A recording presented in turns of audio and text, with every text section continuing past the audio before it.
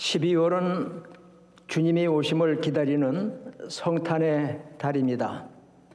어두운 땅, 죽음의 곳에 생명으로 오신 주님, 그분을 통하여 우리가 구원받았기에 주님 오신 날을 사모하며 기다립니다. 오늘 제목을 왜 오셨나요? 라고 하는 제목을 잡다 보니까 아이들이 동요로 많이 부르는 우리 집에 왜 왔니? 우리 집에 왜 왔니? 왜 왔니? 왜 왔니?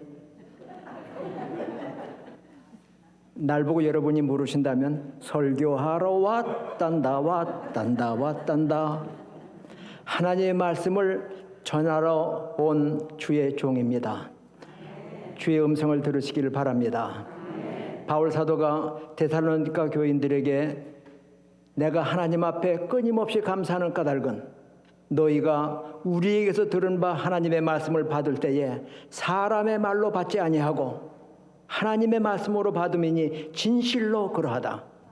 또한 이 말씀이 너희 믿는 자 가운데서 역사하느니라. 하나님의 말씀이 증거되는 시간에 부족한 종의 입술을 통하여 주의 음성을 들으시길 축원합니다. 주님이 이 세상에 오신 목적, 오늘 28절 말씀해 보니까 인자가 온 것은 왜 오셨나? 주님이 설명하십니다. 예수님은 창조주 하나님이십니다. 그분은 왕으로 오신 분이고 앞으로 장차 오셔서 만국을 다스릴 만왕의 왕이십니다. 그런데 땅에 오신 예수님은 자신을 가르쳐 Son of Man, 인자라 자신을 낮추셨어요. 몸을 입고 오셨어요. 태초에 말씀이 계시니라. 이 말씀이 하나님과 함께 하셨으니 이 말씀은 곧 하나님이라. 하나님이신 말씀이 땅에 오셨습니다. 세례 요한이 예수님의 탄생을 예고하며 주님이 오신 것을 설명할 때에 말씀이 육신이 되어 우리 가운데 거하심에 우리가 그의 영광을 보니 아버지의 독생자의 영광이요 은혜와 진리가 충만하더라. 어둠의 땅에 빛으로 사망의 땅에 생명으로 오신 그 주님, 인자가 온 것은 몸을 입고 오셨어요. 하나님이 태초부터 계시던 말씀이 육신을 입고 땅에 오셨는데 왜? 죽으러 오셨습니다. 영은 죽지 않습니다. 우리가 사도신경 신앙 고백을 할 때에 몸이 다시 사는 것과 영원히 사는 것을 믿사옵나이다. 믿습니까? 신앙 고백이라고 그래요.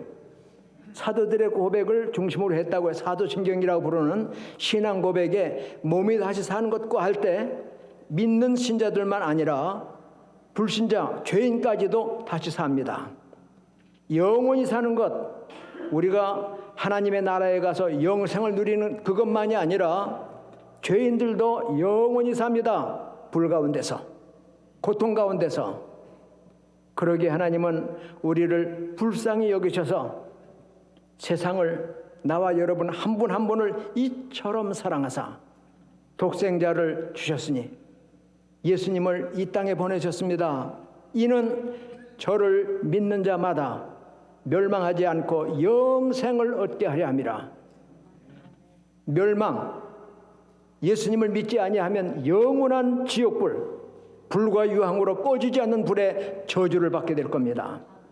우리를 그 사망에서, 그 저주에서 구원하시려 예수님 이 땅에 오셨습니다. 요한복음 3장 17절에 보면 하나님이 그 아들을 세상에 보내신 것은, 하나님이 아들을, 예수님을 세상에 보내셨어요. 여자에게 나게 하셨어요. 율법 아래 나게 하셨어요. 그 이유를 요한복음 3장 17절에서 세상을 심판하려 함이 아니라 얘기했습니다. 심판하러 오시는 주님은 세컨드 카밍, 재림하실 때에 심판하십니다. 그러나 2000년 전에 오신 예수님은 심판하러 오신 분이 아니라 저로 말미암아 세상이 구원을 받게 하려 함이라.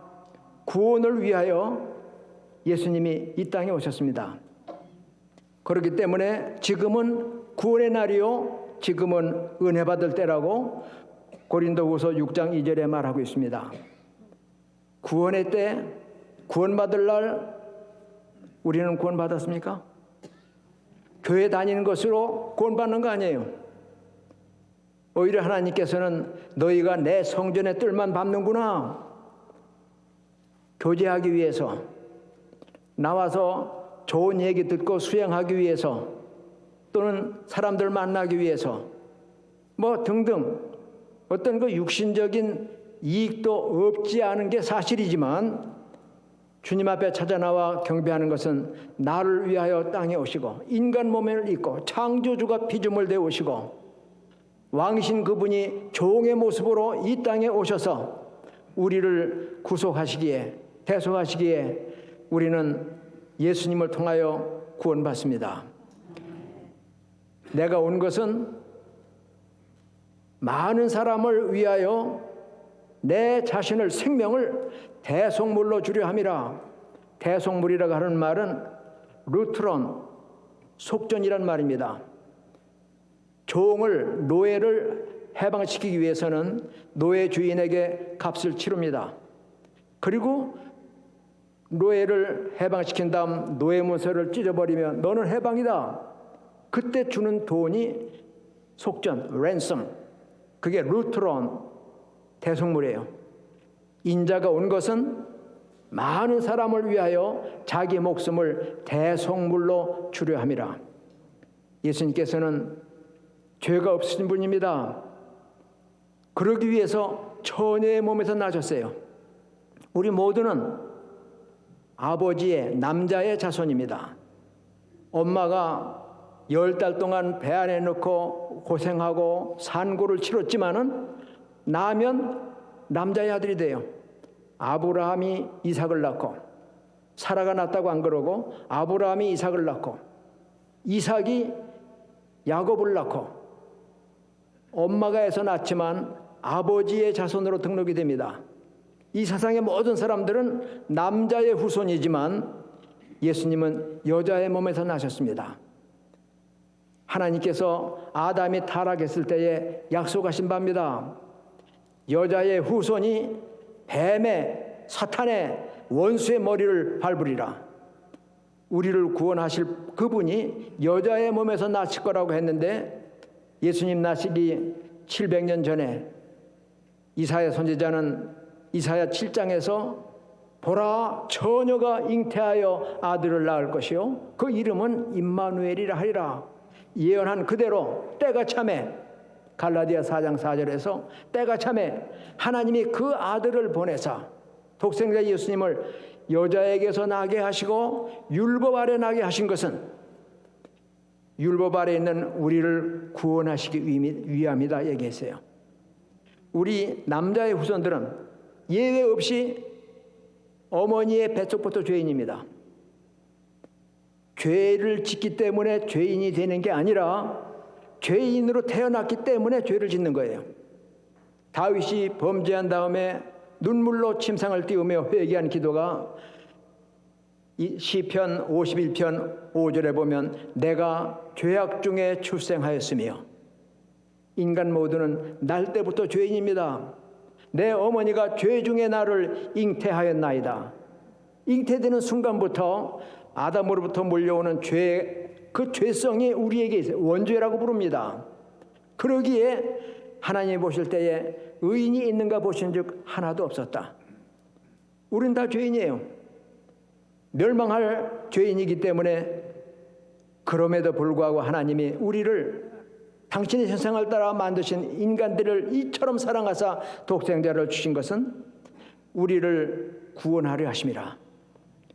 우리가 죄인임을 깨닫고 구원자로 이 땅에 오신 예수님을 나의 구주로 영접할 때 주님 말씀하시길 누구든지 내 말을 듣고 나 보내신 이를 믿는 자는 영생을 얻었고 믿는 순간 영생을 소유합니다. 심판에 이르지 아니하나니, 아까 요한복음 3장 17절에 하나님이 그 아들을 보내신 것은 세상을 심판하러 하심이 아니다 그랬어요. 예수님이 우리 대신 심판을 받으셨습니다. 정죄를 받으셨습니다. 그러기에 예수 안에 있는 자에게는 다시 정죄함이 심판이 없고 사망의 권세에서 생명으로 옮겼다. 요한복음 5장 24절에서 주님이 친히 밝혀주신 겁니다. 예수 믿고 하나님의 자녀가 되는 일은 내가 죄인임을 깨닫는 데서 출발합니다. 로마서 7장에 보면 율법의 의로는 흠이 없다고 자랑하던 바울 사도가 내가 율법이 오기 전에는 죄가 뭔지를 몰랐는데 율법이 온 후에는 죄가 살아나고 내가 죄인임을 깨닫게 되었다. 오호라 나는 곤고한 자다. 누가 나를 이 사망의 몸에서 건져내랴. 인간의 실상을 발견했어요. 우리 모두는 나면서부터 죄 가운데 태어나서 죄 가운데 살다가 영원한 지옥 형벌, 저주를 받을 수밖에 없는 우리들인데 대신 저주와 심판을 받으신 예수님을 통하여 그분을 나의 구주로 영접할 때 우리는 거듭나 새 사람이 되는 것입니다. 사람이 거듭나지 아니하면 결단코 하나님의 나라를 볼 수 없다고 그랬어요. 가는 건커녕 하나님의 나라를 볼 수도 없느니라. 밤에 찾아온 니고데모에게 율법 선생에게 예수님이 내가 진실로 예수님은 그 이름이 진실이에요.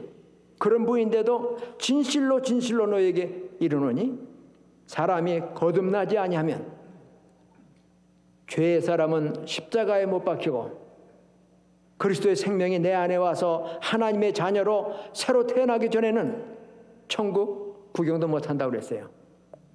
우리들은 예수 그리스도가 하나님이 보내신 하나님의 독생자인 줄을 믿습니다. 베드로가 예수님의 질문에 주는 그리스도시요 살아계신 하나님의 아들이십니다. 고백했을 때 주님께서는 기뻐하시며 시몬아 이것을 내게 알게 한 이는 육신이 아니라 내 하늘 아버지가 내게 알게 하셨구나. 우리들에게도 이런 깨달음 하나님이 주셔서 나는 죄인이고 영원한 저주와 심판을 받아 마땅한 죄인인데 나를 이처럼 사랑하신 하나님이 독생자 예수 그리스도를 인간되어 보내게 하심으로 우리 무리의 죄악을 그에게 담당시키셨다. 이사야 선지자는 이사야 53장 6절에서 우리는 다 양 같아서 그릇 행하여 각기 제 길로 갔거늘 여호와께서는 우리 무리의 죄악을 그에게 담당시키셨도다. 주님이 우리 모두의 죄, 온 인류의 죄를 대신 지셨기에 예수님이 공생애를 시작하실 때 세례 요한은 예수님을 보고 말합니다. 보라, 세상 죄를 지고 가는 하나님의 어린 양이로다. 죽기 위하여 몸을 입고 오신 분입니다. 그러기에 인자가 온 것은 많은 사람을 위하여 내 목숨을 대속물로 주려 함이라. 주님이 나와 여러분 한 분 한 분의 생명을 죄로부터 영원한 사망, 불못으로부터 구원하시려고 자신의 생명을 대속의 제물로 주신 줄 믿습니까? 내가 죄인임을 깨닫는 데서 출발합니다. 하나님이 나를 사랑하신다고 하는 사랑에서 기초합니다. 그리고 그 예수님을 영접할 때 요한복음 1장 12절에 보면 영접하는 자, 곧 그 이름을 믿는 자들에게는 하나님의 자녀가 되는 권세를 주셨다. 아멘, 할렐루야. 예수님을 하나님의 아들로 믿습니까? 그러니까 신앙 고백했죠. 입으로만이 아니라 마음속 깊은 곳으로부터 나를 구원하시는 하나님의 아들, 동정녀 몸에서 태어나시고 십자가 위에서 고난을 당하시며 수치를 당하시며 내가 버림받을 자리에서 대신 버림을 받으시고 죽임을 당하셨기에 영접하는 자, 곧 그 이름을 믿는 자들에게는 하나님의 자녀가 되는 권세를 주셨다. 할렐루야. 여러분 마음속에 구원의 확신이 있습니까? 이제 주님이 불러도 주님 앞에 갈 수 있는 믿음이 있습니까? 고린도 후서 13장 5절에 너희가 믿음에 있는가 너희 자신을 시험하고 너희 자신을 확증하라. 교회 다닌다고 그래서 구원받는 거 아니라니까요. 양 우리 안에 염소가 같이 있어요. 양을 가서 들이받습니다. 왜 목자가 양 우리 안에 염소를 넣는가? 이게 풀 많이 먹으면, 밥을 많이 먹으면 식곤증이 와요. 계속 씹어야 되는데 졸리니까 양이 졸아. 그러면 이게 소화가 안 되고 썩어, 병들어요. 그럴까봐 염소를 집어넣으면 염소는 성격이 아주 고약합니다. 들이받습니다. 그러면 양이 쫓겨다니면서 계속 씹어요. 소화를 시켜요. 건강해져요. 양을 위하여 염소를 집어넣었지만 주님이 오시는 날은 내 우리에서 양과 염소를 나누리라 했어요. 하나님의 밭, 교회 안에 가라지도 있다고 얘기했어요. 그러나 인자가 올 때는 곡식과 가라지를 나눈다고 그랬어요. 교회 안에 다 구원받은 사람만 온 게 아니란 얘기입니다.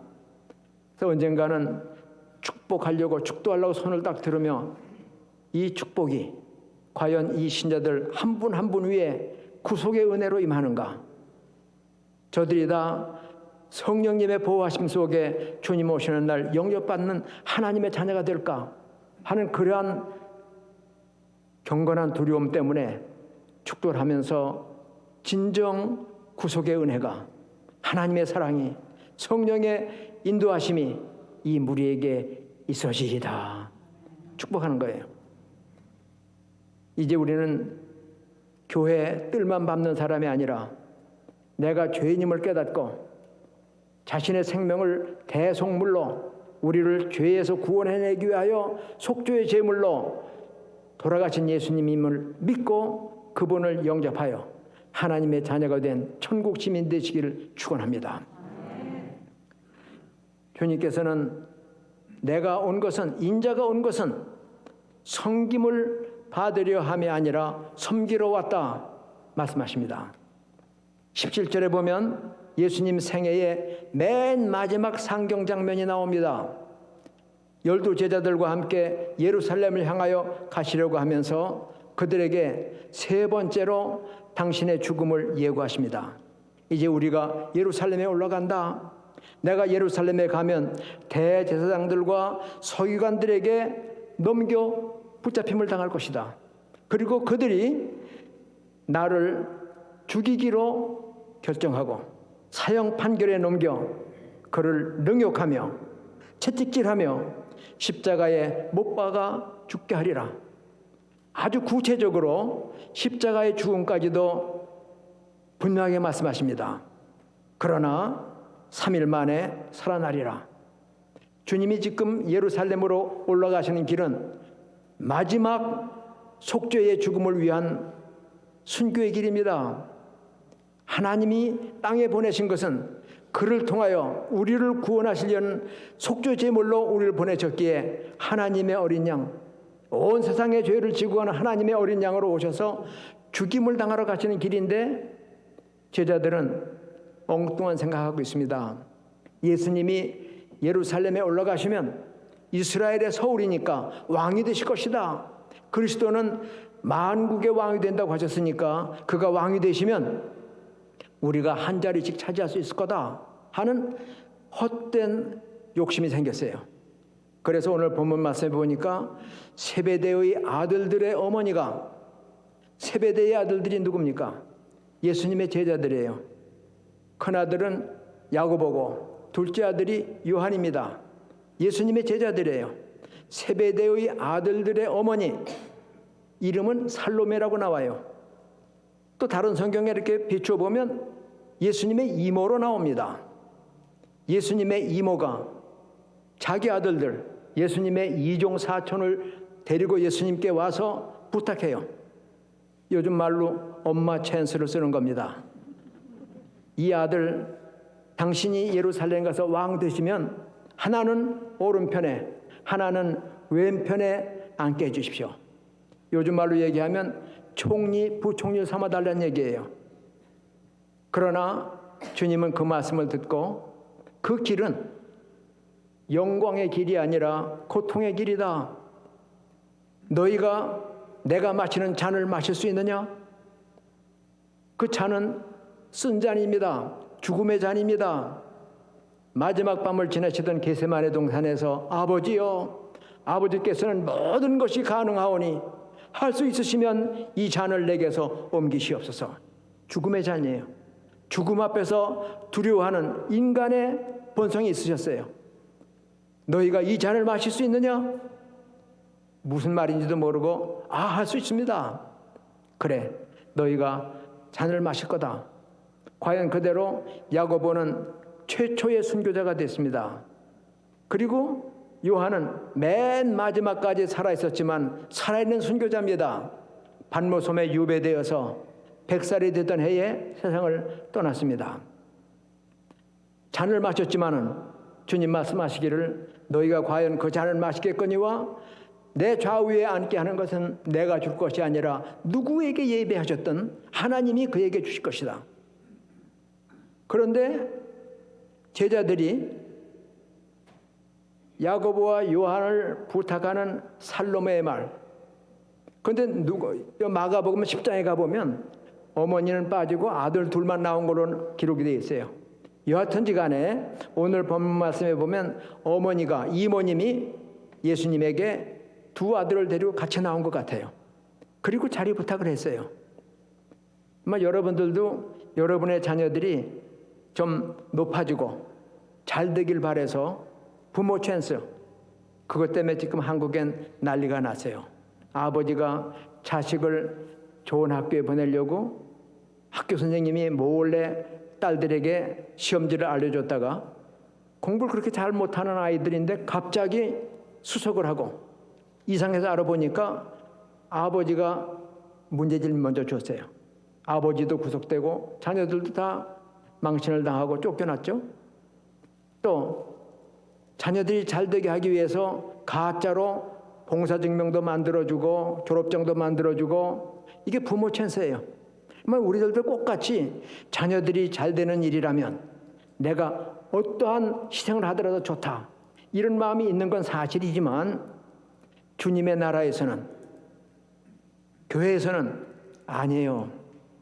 높아지려고 하는 것이 아니라 오히려 예수님 말씀은 인자가 온 것은 섬김을 받으려 함이 아니라, 그분은 섬김을 받아야 됩니다. 창조주니까 온 피조물들이 찬양해야 되고, 왕으로 오셨으니 모든 백성들이 그에게 굴복해야 합니다.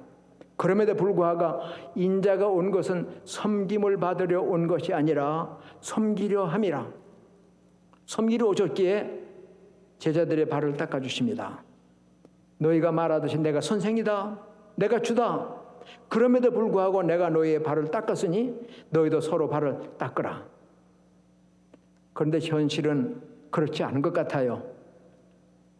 두 제자를 향해서 10 제자가 분이 여겼다 그랬어요.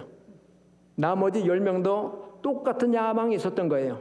예수님 왕 되면 한 자리 해야 될 텐데 했는데, 선수 치면서 그 이모님이 아들들 데려와 자리 부탁하니까 그럼 우린 뭐야? 3년 반 따라다녔는데, 그러며 분해했어요. 예수님께서는 이방인들은 높은 자리에 올라가면 권세를 부리고 섬김을 받지 않냐? 그러나 너에게는 그렇지 않다. 제자된 주의 자녀들에게, 우리들에게 주님이 하시는 말씀입니다. 너희 중에 크고자 하는 자는 낮은 자가 되고, 또 섬김을 받고자 하지 말고 섬기는 자가 되라 얘기하세요. 섬기는 자라고 하는 말은 디아코노스, 집사라고 하는 말과 같은 의미예요. 집사, 교회 오래 다녔으니까 계급장 하나 붙여준 게 아니란 얘기예요. 섬기라고 하는, 봉사라고 하는, 우리가 가지고 있는 것, 시간, 물질, 건강, 재간, 학식, 이 모든 것이 하나님이 우리에게 잠깐 맡겨주신 거예요. 주인의 뜻에 따라 쓰라고 청지기 사명을 맡기셔서 우리에게 주신 것인데, 마치 내 것인 것처럼, 누가복음 12장에 보면 어리석은 부자는 내 영혼아, 영혼도 지 거라고 그래요. 내가 여러 쓸 물건을 준비해 놨으니 창고가 적어서 곡식을 다 쌓을 수 없어요. 내가 헐고 다시 크게 짓고 이 많은 거 다 집어넣은 다음에 여러 해 동안 쓸 것을 준비해 놨으니 내 영혼아 먹고 마시고 즐거워하자. 영혼이 떡 먹습니까? 밥 먹습니까? 영혼은 하나님의 말씀을 먹는 것인데 이 어리석은 부자는 다 지 걸로 알아요. 내가 여러 해 쓸 것을 준비해 놨으니 자기가 했대요. 신명기에 보면 우리에게 재물 얻을 능을 주신 하나님이라고 얘기했어요. 재물을 주신 것도 하나님이 우리에게 은혜를 주신 것인데 내가 여러 해 쓸 물건을 만들었다. 내 영혼아, 영혼이 내 겁니까? 예수님께서도 십자가에 돌아가실 때 7마디 중에 한 말씀이 아버지여 내 영혼을 아버지께 부탁하나이다. 7집사 중에 한 사람인 스데반이 순교할 때도 사도행전 7장 59절에 보면 돌에 맞아 죽어가면서도 무릎을 꿇고 주여 내 영혼을 주께 부탁하나이다. 주님께 속한 영혼인데 어리석은 부자는 영혼도 지 거라고 그래요. 물건도 지 거라고 그래요. 하나님께서는 이 어리석은 자야, 오늘 내가 내 영혼을 도로 찾으리니 내 예비한 것이 누구 것이 되겠냐? 여러분이 믿고 의지하는 건강 하나님이 가져가시면 끝이에요. Why me? 왜 내게 이런 병이 옵니까? 하나님께서는 why not? 왜 내게는 예외일 수 있냐? 우리에게 갑작스러운 병이 오면 건강도 명예도 한순간에 날아갑니다. 어느 유명한 의사가 있었어요. 연세대학 출신인데 공부도 많이 했고 대학교 교수고 대학병원에서 일하고 있고, 그런데 교회에는 바빠서 잘 못 나와요. 그러다가 50대 중반에 병 걸렸어요. 연락이 옵니다. 세례받기 원한다고. 미션 학교 다녔지만 세례받지 못했어요. 가서 당신이 죄인임을 믿습니까? 하나님께서 당신을 구원해 주신 줄 믿습니까? 당신을 하나님이 부르시면 주님의 나라에 갈 줄 믿습니까? 살려주시면 충성스럽게 하나님을 섬기며 교회에 출석하시겠습니까? 예 했어요. 세례를 베풀었어요. 그리고는 하나님 앞에 부름을 받았습니다. 50대 젊은 나이에 건강해도 돈이 있어도 지식이 있고 명예가 있고 지위가 있어도 하나님 부르시면 끝이에요. 내 것이라고 자랑하지 마세요. 우리에게 하나님이 맡기신 것은 주인의 뜻에 따라 내 시간도, 내 물질도, 내 건강도, 내 재간도, 내 학식도 섬기는 일에 쓰라고 주신 거예요. 우리 부모님들이 미국에 이민 올 때 여러 가지 이유들이 있겠지만은 많은 사람들이 자녀의 앞날을 위하여 그리고 왔어요. 그래서 어떤 부부가 자녀를 위해서 새벽부터 밤까지 시장에 나가 애쓰면서 자녀 뒷바라지를 했어요. 그 바람을 저버리지 않고 열심히 공부해서 수석을 했어요. 그리고 대학 능력 시험에 SAT에 만점 받았어요. 그리고는 유명한 대학에 원서를 냈는데 최고 점수로 이제 면접을 받게 됐어요. 그런데 면접관이 묻습니다. 당신은 중고등학교 6년 동안 열심히 공부해서 좋은 성적을 얻었는데 그동안 사회를 위하여, 다른 사람을 위하여 봉사한 일은 뭐가 있습니까? 그랬더니 가만히 머리를 숙이곤 제가 공부하기 바빠서 한 일이 없습니다. 정직하게 얘기했어요. 이제 이 학교에 입학하면 열심히 하렵니다. 그랬더니 고개를 흔들면서 자기만 위하여 공부하는 사람, 자기를 위하여 자기의 삶을 바치고 이웃은 돕지 않는 그런 사람은 우리 학교에서 필요하지 않습니다.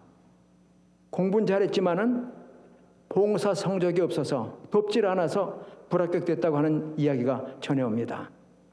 나만 위하여 내 영혼아, 자기 건 줄 알고 여러 해 쓸 물건이 있다. 건강이 여러분 평생 따라갈 줄 압니까? 물질이? 아니에요. 어느 순간 끝날 수 있어요.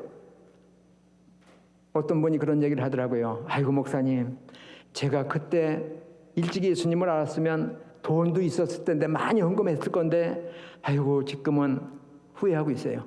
예. 있을 때 하세요.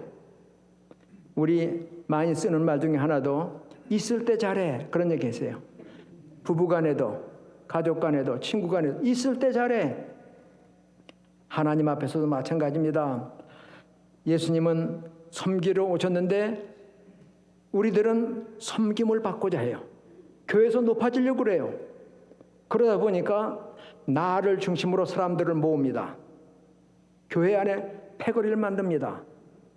바울 사도가 고린도 교회를 향해서 눈물의 편지를 쓰는 고린도전서 1장에도 가보면 너희 중에 나는 바울에게, 나는 게바에게, 나는 아볼레에게, 나는 그리스도에게 속하였다 한다니 어찌 그리스도가 나오냐? 바울 내가 너희를 왜 못 박혔냐? 너희가 육신에 있는 자가 아니면 무엇이냐?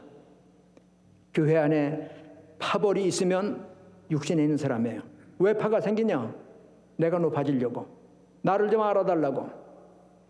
바울 사도가 지극히 사랑하던 교회, 유럽에 가서 맨 처음 세웠던 빌립보 교회, 바울 사도의 선교를 위하여 여러 번 선교 헌금을 보냈던 그 교회에 편지를 써보내면서 내가 유오디아와 순두개를 권하노니 너희가 주 안에서 같은 마음을 가지라.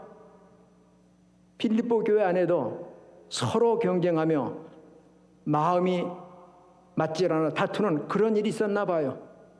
그가 감옥에서 편지를 쓰며 직접 그 두 여자의 이름을 거명하며 같은 마음을 가지라. 다투지 말라. 교회 안에는 다툼이 있을 수 없습니다.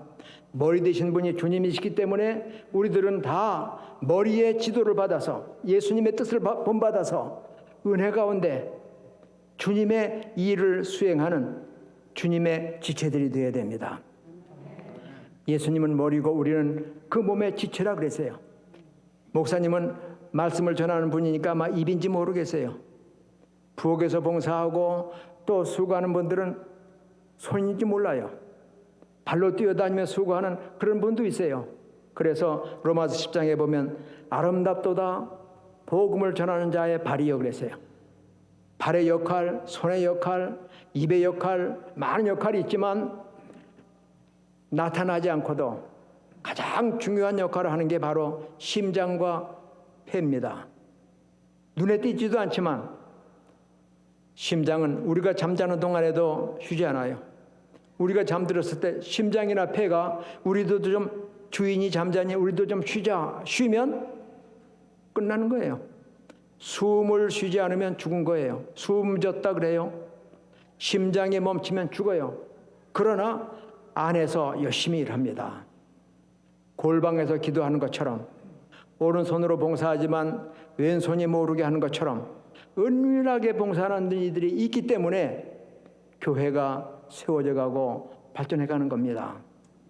이제 우리는 섬기는 주의 사람들이 되어야 되는데 교만한 마음 내려놓지 못했기 때문에 남에게 인정받고 남에게 칭찬받기를 원하기 때문에 봉사하지 못해요. 문제를 일으켜요. 용서하지 못하고 내가 손 내밀어 주님이 제자들의 발을 닦는 것처럼 닦아줘야 될 텐데 내가 누군데 자기의 자존심 때문에 머리를 숙일 수 없다는 얘기입니다. 그래서 바울 사도는 빌립보 2장 5절에 너희 안에 이 마음을 품으라. 죄인된 너희 마음이 아니라 곧 그리스도 예수의 마음이다. 그는 근본 하나님의 본체시나 하나님이셔요. 그러나 그가 자기를 비웠다. 우리가 비우지 못하기 때문에 내 자존심을 내려놓지 못하기 때문에 내 욕심, 내 교만을 내려놓지 못하기 때문에 숨기지 못하는 겁니다. 주님은 근본 하나님의 본체시지만 하나님과 동등됨을 취할 것으로 여기지 아니하시고 오히려 자기를 비워 종의 형체를 가지사 사람들과 같이 되셨고 하나님에게 복종하기를 십자가에 죽기까지 복종하셨다. 너희 안에 이 마음을 품으라. 우리의 마음은, 아니 죄된 우리의 육신까지도 십자가에 못 박고 주님의 마음을, 겸손한 마음을, 섬기는 마음을 가지시기를 축원합니다. 그래서 바울 사도는 갈라디아 2장 20절에서 내가 그리스도와 함께 십자가에 못 박혔다. 2000년 전 예수님의 십자가, 그 십자가를 지기 위하여 예수님이 세상에 오신 거예요. 내가 예루살렘에 가면 대제사장들과 서기관들에게 넘겨줌이 되고 그들이 나를 죽이기로 결단하고 나를 십자가에 매달리라. 죽으러 오신 분이에요. 그분의 죽음은 곧 나의 죽음입니다. 내가 죽음을 당해야 될 그 자리에서 주님이 죽으셨기에 내가 그리스도와 함께 십자가에 못 박혔다. 우리의 삶이 날마다 십자가에 못 박기를 축원합니다. 바울 사도는 고린도전서 15장 30절에서 내가 날마다 죽는다 그랬어요. 날마다 자신은 죽고 내 안에 주님이 계셔서 나의 왕, 나의 주인이신 주님의 음성을 따라 봉사하는 삶. 나는 섬김을 받으려 온 것이 아니라 섬기러 왔다. 교회에서 직분을 높이 받은 분이 있습니까? 더 겸손해야 됩니다. 더 많이 섬겨야 됩니다. 더 많이 머리와 허리를 숙일 수 있어야 됩니다. 주님이 제자들의 발을 닦으신 것처럼 내가 그리스도와 함께 십자가에 못 박혔나니 이제는 내가 산 것이 아니다. 내가 살았기 때문에, 자존심 때문에, 교만 때문에 봉사 못하는 겁니다. 이제는 내가 산 것이 아니다. 날마다 나는 죽고 내 안에 주님이 사셔서 지금 내가 육체 가운데 살고 있다 하지만 이것은 내가 아니라 나를 위하여 나를 사랑하사 자기 몸을 버리신 그리스도 예수 하나님의 아들을 믿는 믿음 안에서 사는 것이라. 믿음 안에서 여러분의 삶이 풍성하기를 축원합니다. 우리 안에 예수 그리스도의 마음, 겸손한 마음, 죽기까지 복종하는 마음 충만하기를 축원합니다. 이제 예수님은 다시 오신다고 약속하셨어요. 왜 오시나? 우리를 영접하러 오셔요. 제자들에게 요한복음 14장에서 내가 떠나 아버지께로 간다 말씀하시니까 제자들이 깜짝 놀라가지고 주님 가시면 어떡하나 걱정이 있었어요. 너희는 마음에 근심하지 마라. 하나님을 믿으니 또 나를 믿으라. 내가 너희 있을 곳을 준비하러 간다. 주님이 속죄사업 이루시고 하나님 우편에 가셨어요. 아까 빌립보서 2장에도 그가 십자가에 죽기까지 복종하셨기에 하나님이 그를 지극히 높이사 하나님 보좌 우편에 앉히셨다고 했는데 하나님 보좌 우편에 올라가신 그분이 내가 가서 예비하면 너희 있을 곳을 준비하면 다시 와서 예수님이 오신다고 얘기했어요. I'll come back. 내가 다시 와서 왜 오시나? 너희를 내게로 영접하여 나 있는 곳에 너희도 있게 하리라. 구속하신 주의 백성들을 모으러 오십니다. 주의 신부들을 영접하러 신랑 자격으로 오십니다. 우리와 함께 왕으로 다스리러 주님 다시 오십니다. 그러기에 우리는 다시 오시는 주님이 우리를 맞으시고 칭찬할 수 있도록 주님께서 다시 오시면 목자가 양과 염소를 나누는 날이 있는 것처럼 주님이 다시 오시면 만국 백성을 그 앞에 모으시고 양과 염소를 모은 것처럼 의인과 죄인을 나누신다고 마태복음 25장에 말씀합니다. 그리고 오른쪽에 있는 의인들에게 말씀하십니다. 내 아버지께 복받은 자들이여. 우리는 복받은 사람들입니다. 독생자를 선물로 받은 우리 생명 대신 속전으로 주어진 그러한 사랑, 하나님이 세상을 이처럼 사랑하사 나와 여러분 한 분 한 분 이러한 사랑을 받은 사람들이에요. 하나님께 복받은 사람들이에요. 나와 창세로부터 너희를 위하여 예비된 나라를 상속하라. 하나님의 영원한 나라 천국을 우리에게 주실 것인데 내가 줄일 때에 너희가 먹을 것을 주었고 내가 목마를 때에 마시게 하였고 나그네 되었을 때 영접하였고 헐벗었을 때에 옷을 입혔고 병 들었을 때에 돌아보았고 옥에 갇혔을 때에 너희가 와서 보았느니라. 이 사람들이 깜짝 놀라. 예수님, 언제 주님이 병 드셨어요? 예수님이 언제 헐벗으셨어요? 아니, 예수님이 언제 목마르셔서 내가 예수님께 드렸어요? 그때 주님의 말씀은 나를 믿는 소자 하나에게 한 것이 곧 내게 한 것이다. 주님이 이 세상에 오셨을 때는 왕의 왕이시지만 죄인들과 함께 사셨습니다. 병자들과 약한 자들과 함께 사셨습니다. 소외된 자들을 부르셨습니다. 수고하고 무거운 짐진 자들아 다 내게 오라. 내가 너희를 편히 쉬게 하리라.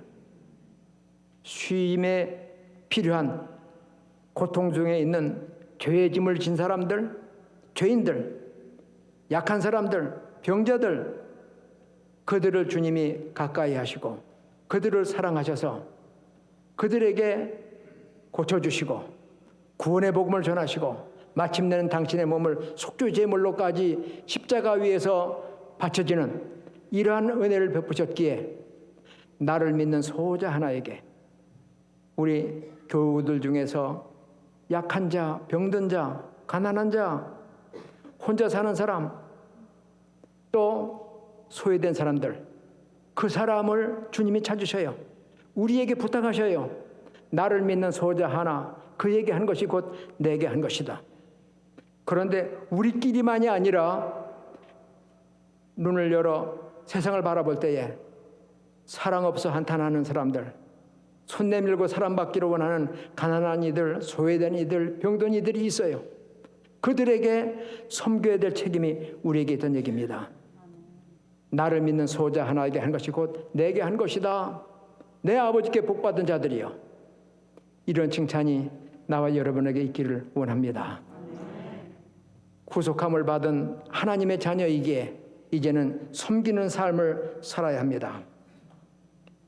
우리가 주님이 다시 오실 때에 요한계시록 성경의 맨 마지막 책, 맨 마지막 장 22장 마지막 부분에 20절에 가서 이것들을 증언하시니가, 이 말씀을 하시니가 이르시되 진실로 내가 속히 오리라. 성탄의 계절 2000년 전에 나를 구원하러 오신 주님을 영접하며 기쁨으로 기다리는 것처럼 다시 오시는 주님이 내가 속히 오리라 말씀하시니 아멘. 주 예수여 오시옵소서. 성도들의 답변입니다. 다시 오시는 주님 앞에서 잘하였다. 너희가 나의 구원을 받아 하나님의 자녀 되었고 내가 하던 것처럼, 아니 내가 다 하지 못하고 이제 하늘에 왔었는데 너희가 내가 하던 일, 내가 해야 됐던 일들, 섬기는 일 잘했구나. 화해의 복음을 전하며 또 용서하며 섬기며 이러한 일들을 우리가 해야 되는데 너희 안에 이 마음을 품으라. 이게 없기 때문에 우리들은 여전히 뻣뻣하고 여전히 패를 나누고 여전히 높임을 받고자 하는데, 우리 찬양 한번 들어볼까요? 왜 나는 먼저 손 내밀지 못할까? 왜 내가 섬기지 못할까? 교만 때문입니다. 입으로는 사랑을 말하지만 실천이 없기 때문입니다. 도를 행하는 자가 되고 듣기만 하여 자신을 속이는 자가 되지 마라. 회개하는 찬송을 한번 들어보시면서 자신을 살펴보시기 바랍니다.